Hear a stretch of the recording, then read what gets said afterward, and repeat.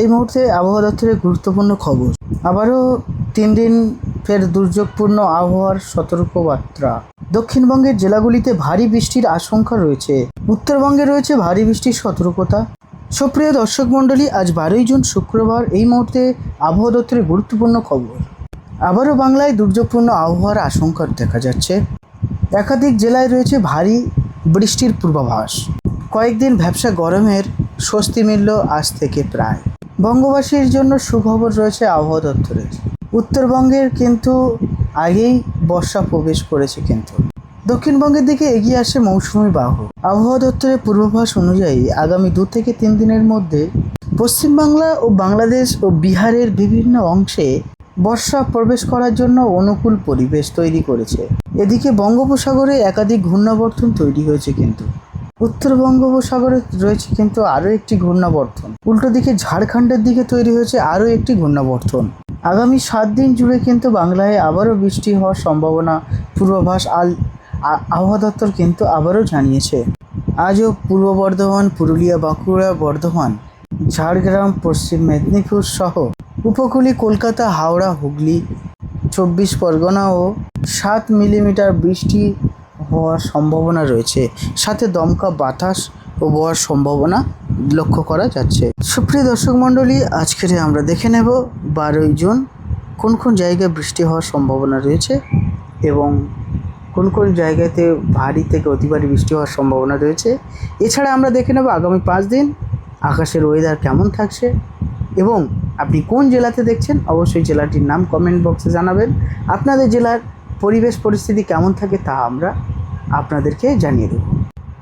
তো সুপ্রিয় দর্শক মণ্ডলী, আজকে শুক্রবার আমরা দেখতে পাচ্ছি বেশ কিছু জেলাগুলিতে কিন্তু আকাশ একেবারেই কিন্তু মেঘলা রয়েছে।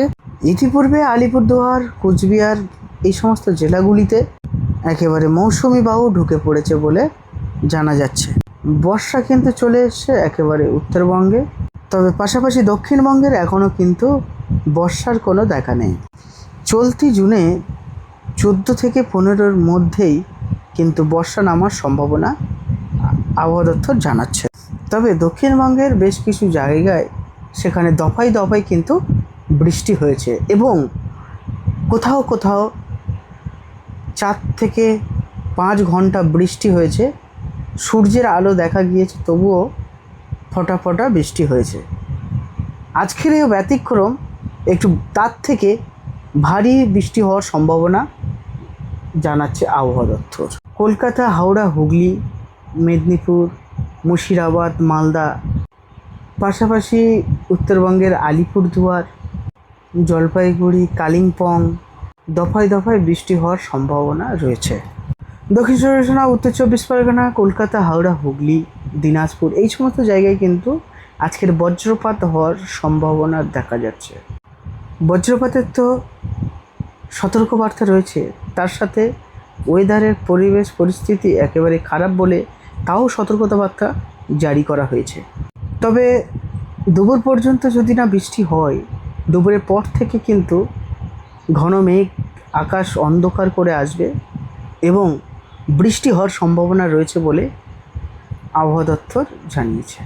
আরামবাগ, কেষ্টপুর, বাঁকুড়া, সোনামুখী, দুর্গাপুর, আসানসোল, বোলপুর, বর্ধমান, পান্ডুয়া, চাকদা এই সমস্ত জেলাগুলিতে কিন্তু ভারী বৃষ্টি হওয়ার সম্ভাবনা রয়েছে। তো সুপ্রিয় দর্শক মণ্ডলী, এই ছিল আজকে সারাদিনের আবহাওয়া দপ্তর।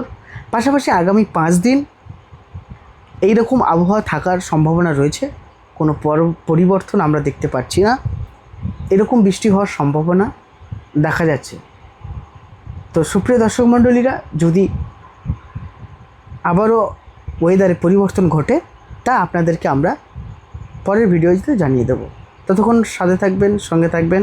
ভিডিওটা ভালো লাগলে একটি লাইক এবং চ্যানেলটিকে অবশ্যই সাবস্ক্রাইব করবেন।